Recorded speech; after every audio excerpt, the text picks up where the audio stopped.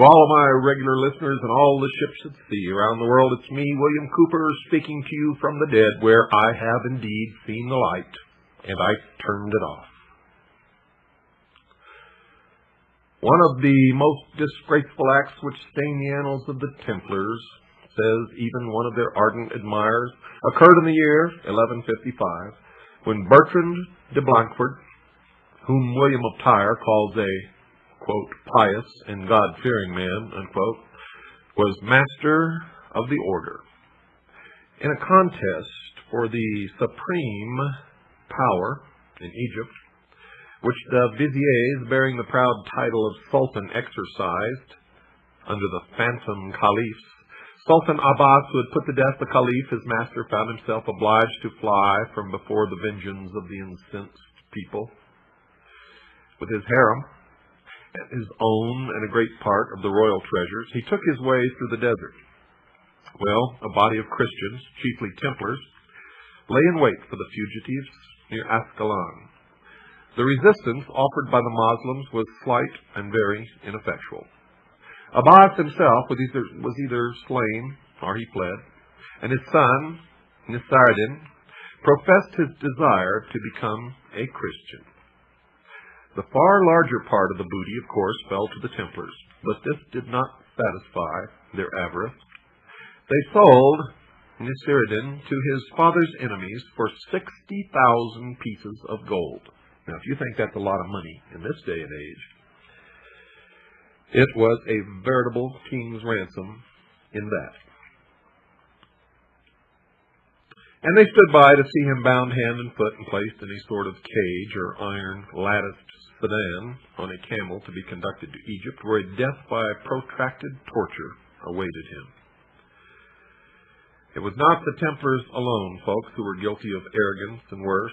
The Hospitallers had deteriorated from their first fine beginnings, and the annals of both orders are not innocent of unpleasantness, though they are indeed well filled with tales of glory. The Hospitallers, for instance, refused to pay tithes to the Patriarch of Jerusalem, even going so far as to erect immense buildings in front of the church of the Holy Sepulchre as a practical demonstration of their own importance. And when the Patriarch entered his church, they rang their bells so loudly that he could not make himself heard. There is an occasion recorded when, quote, the congregation was assembled in church, the Hospitallers rushed into it in arms and shot arrows among them as if they were robbers or infidels. These arrows were collected and hung up on Mount Calvary, where Christ had been crucified, to the scandal of these recreant knights. On applying to Pope Adrian IV for redress, the Syrian clergy found him and his cardinals so prepossessed in favor of his enemies, bribed by them, in fact, as was said, that they had no chance of relief, unquote. This, then, folks, was the background of the rise of the Templars and the flavor of their environment. Now, if one adds to these elements the fact that various very heterodox sects, Gnostic, Manichae, and the rest, still lurked in the Holy Land, together with a great deal of magic and superstition of every kind, then there is a possibility, to say the least, that the Templars were infected by it. The facts indeed show that they were not only infected, but taken by it, and were initiated into not only the branch known as the Assassins, but veritably arose from the secret sects in Syria. The contention which has been made that such heresies and archaic religions and practices did not survive until the Templar period is demonstrably false.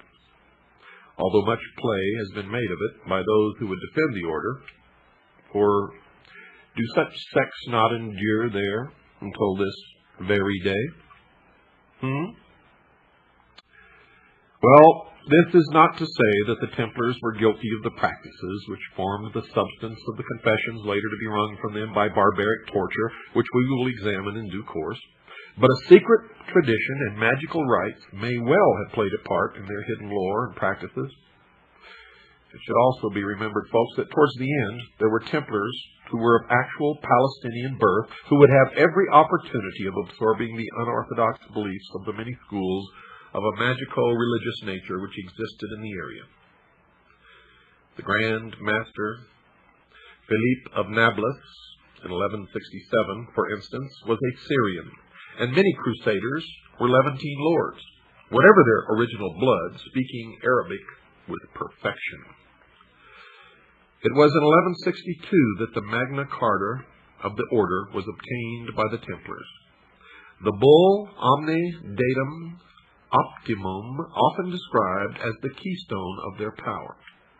And through this instrument, they were able to consolidate their authority and preserve their secrets against intrusion. They were to find, too, that it did much to excite the envy of their opponents. Pope Adrian IV had died. The two rival popes were elected, Alexander III by the Sicilian group and Victor III by the imperial party. At first, the Templars acknowledged Victor, but in 1161 they switched their allegiance to Alexander. There was probably some sort of secret arrangement behind this, for by January 7th of the following year, the famous bull was issued. By the terms of this document, the Templars were released from all spiritual ties except to the Holy See itself. They were permitted to have special burial grounds in their own houses. They could have chaplains of their own. They had no tithes to pay, which in that day and age was miraculous, and were allowed to receive tithes, which was absolutely incredible.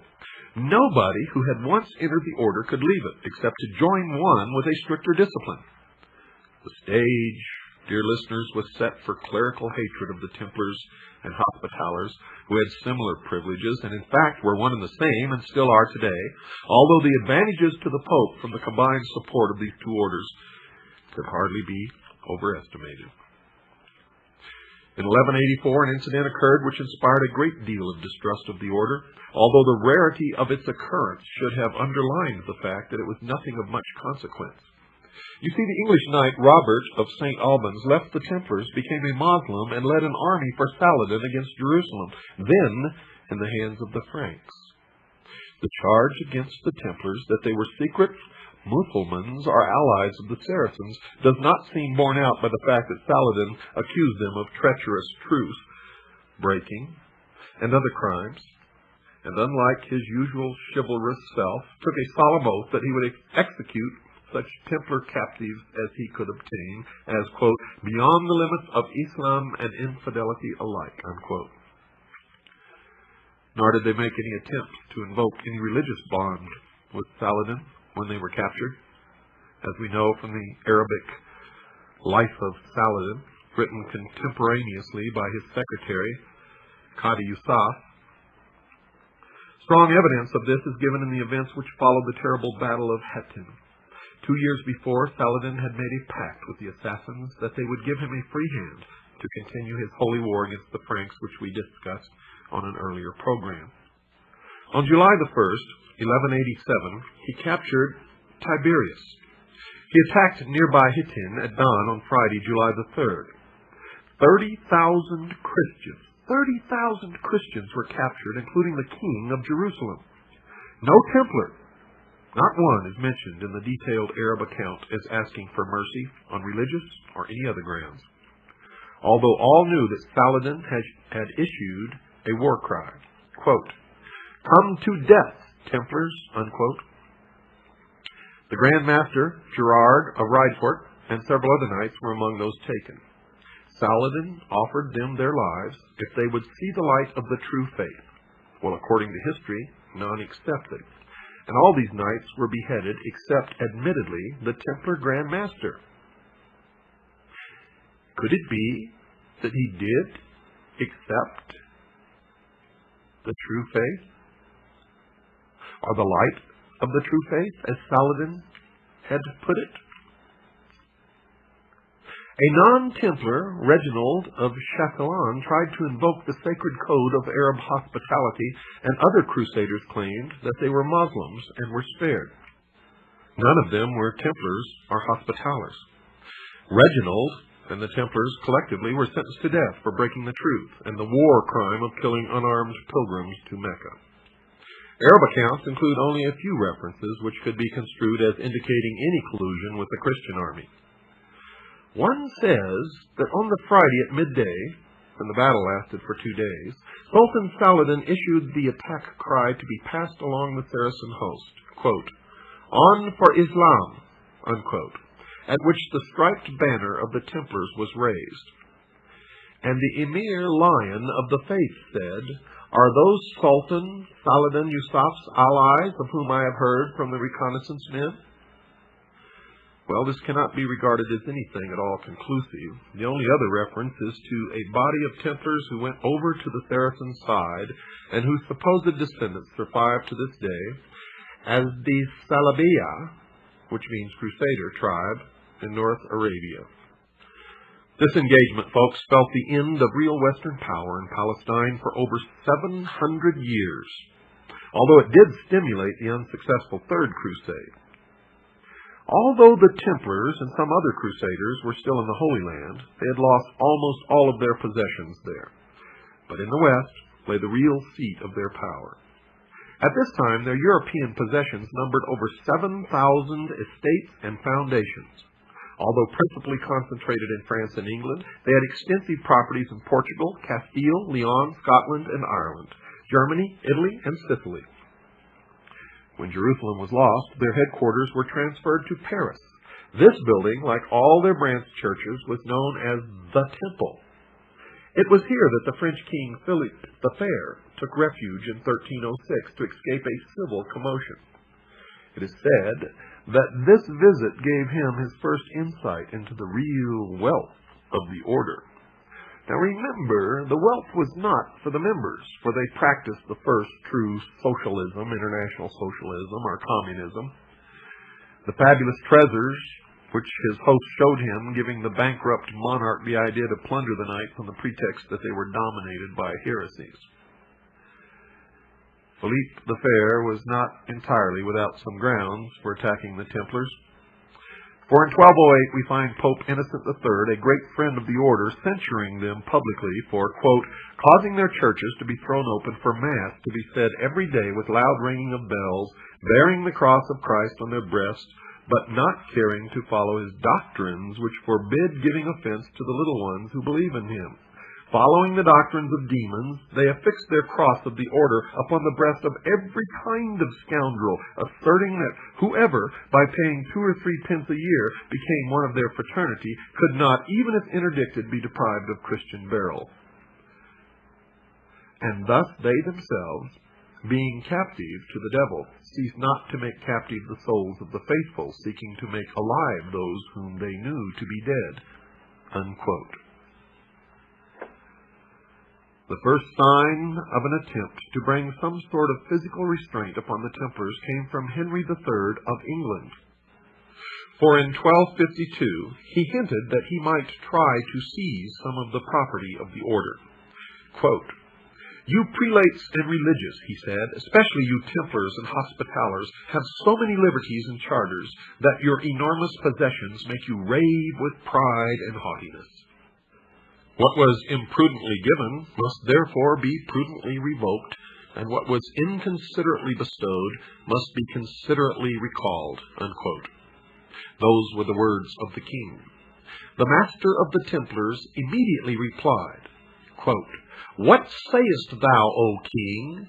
Far be it that thy mouth should utter so disagreeable and silly a word. So long as thou dost exercise justice, thou wilt reign. But if thou infringe it, thou wilt cease to be king." Unquote. Now remember that the Knights Templar at that time were the very first international bankers. They were the wealthiest order, wealthiest group then known in the world, even surpassing the kings of the different countries that existed.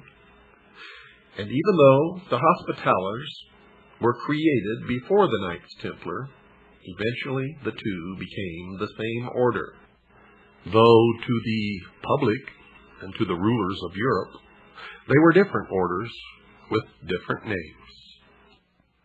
The haughty Templars of the 14th century owned land and revenues, gained steadily in honor and importance. They might have had thrones had they wanted them, for such was their power towards the end that, banded together, as one historian points out, they could have overcome more than one of the smaller countries of Europe. Perhaps, though, They aimed even higher than that. If their eventual aim was world hegemony, they could not have organized themselves better or planned their aristocratic hierarchy more thoroughly. And you will see that that's been carried over even onto the modern day. The pride, arrogance, and complete confidence and self-sufficiency of the order is something which shows through even the least inspired pages of the chroniclers. Their power was legendary.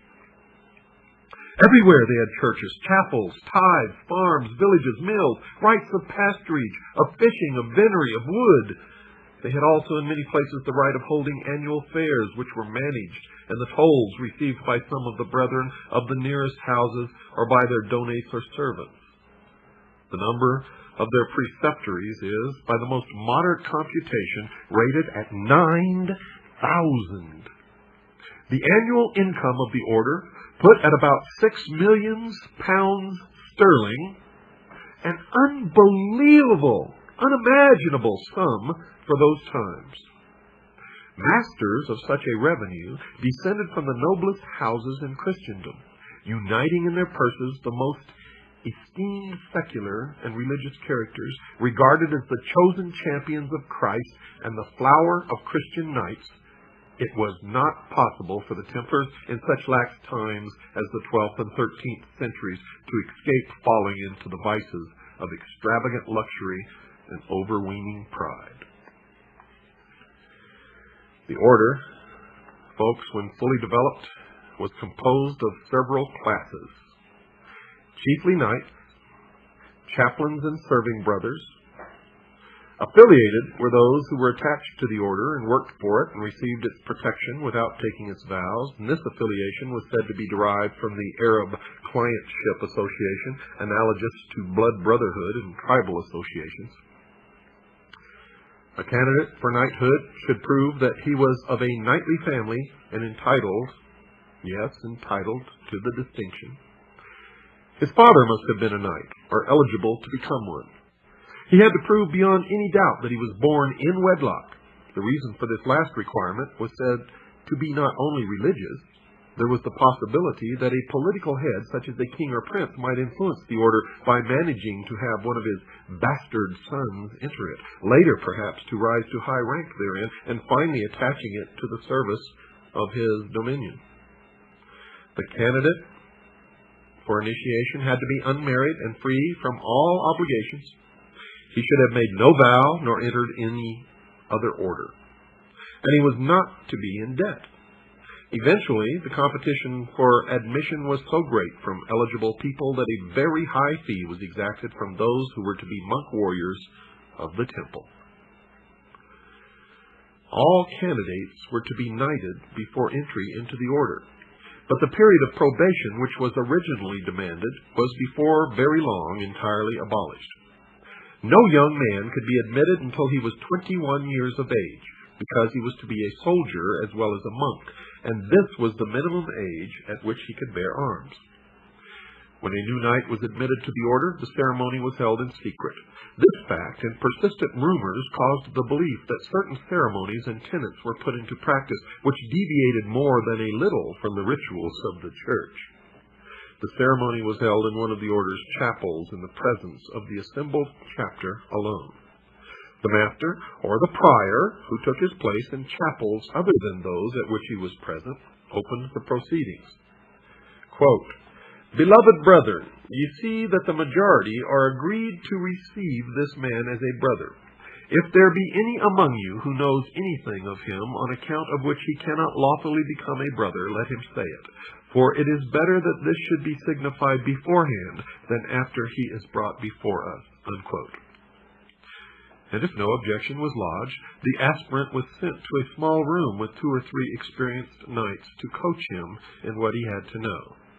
Quote, "Brother, are you desirous of being associated with the order?" Unquote. If he agreed, they would dwell upon the trials and rigors of being a Templar. They would prepare him for initiation.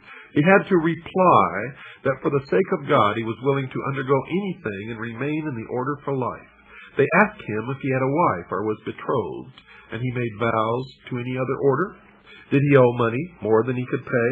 Was he of sound mind and body? Was he the servant of any person? Well, after satisfactory answers, the result was passed to the master. The assembled company was then asked again if they knew anything that might disqualify him, and if none objected, they were asked, "Are you willing that he should be brought in God's name?" The knights answered, quote, "Let him be brought in God's name," unquote. He was now again asked by his sponsors if he still desired to enter the order. Receiving an affirmative reply, they led him to the chapter, where he folded his hands and flung himself upon his knees. Quote, "Sir, I am come before God and before you for the sake of God and our dear Lady to admit me into your society and the good deeds of the order as one who will be all his life long the servant and slave of the order," unquote. "Beloved brother," answered the receptor, "you are desirous of a great matter, for you see nothing but the outward shell of our order." Now let me repeat that again in case you weren't listening, folks. "Beloved brother," answered the receptor, "you are desirous of a great matter, for you see nothing but the outward shell of our order. It is only the outward shell when you see that we have fine horses and rich comparisons, that we eat and drink well and are splendidly clothed. From this you conclude that you will be well off with us, but you know not the rigorous maxims which are in our interior. For it is a hard matter for you, who are your own master, to become the servant of another. You will hardly be able to perform in future what you wish yourself. For when you may wish to be on this side of the sea, you will be sent to the other side. When you will wish to be in Acre, you will be sent to the district of Antioch, to Tripolis, or to Armenia, or you will be sent to Apulia, to Sicily, or to Lombardy, or to Burgundy, France, England, or any other country where we have houses and possessions, where we wish you to do our will." Further, he says, "When you will wish to sleep, you will be ordered to watch. When you will wish to watch, then you will be ordered to go to bed. When you will wish to eat, then you will be ordered to do something else.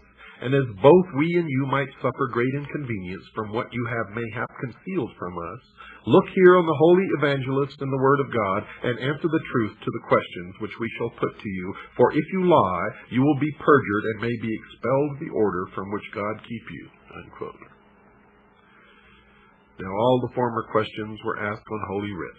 If the answers proved acceptable, the receptor continued. Quote, "Beloved brother, take good care that you have spoken the truth to us, for should you have spoken false on any one point, you might be put out of the order from which God keep you. Now, beloved brother, attend strictly to what we shall say unto you. Do you promise to God and to our dear Lady Mary to be all your life long obedient to the master of the temple and to the prior who shall be set over you?" Unquote. And the initiate answers with, "Yea, sir, with the help of God." Again he is asked, "Do you promise to God and to our dear Lady Mary to live chaste of your body all your life long?" And he answers, "Yea, sir, with the help of God." And he's again asked, "Do you promise to God and to our dear Lady Mary to observe all your life long the laudable manners and customs of our order, both those which are already in use and those which the master and knights may add?" And he answers, "Yea, sir, with the help of God." And then he's asked, "Do you promise to God and to our dear Lady Mary that you will, with the strength and powers which God has bestowed on you, help as long as you live to conquer the holy land of Jerusalem, and that you will with all your strength aid to keep and guard that which the Christians possess?" And he answers, "Yea, sir, with the help of God." And he's asked, "Do you promise to God and to our dear Lady Mary never to hold this or leave this order for stronger or weaker, for better or worse, than with the permission of the master or the chapter which has the authority?" And he answers, "Yea, sir, with the help of God."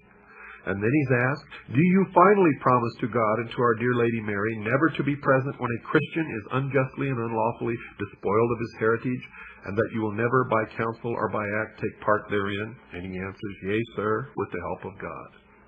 And then, "In the name then of God and our dear Lady Mary, and in the name of St. Peter of Rome, and of our Father the Pope, and in the name of all the brethren of the temple, we receive to all the good works of the order which have been performed from the beginnings, and shall be performed to the end.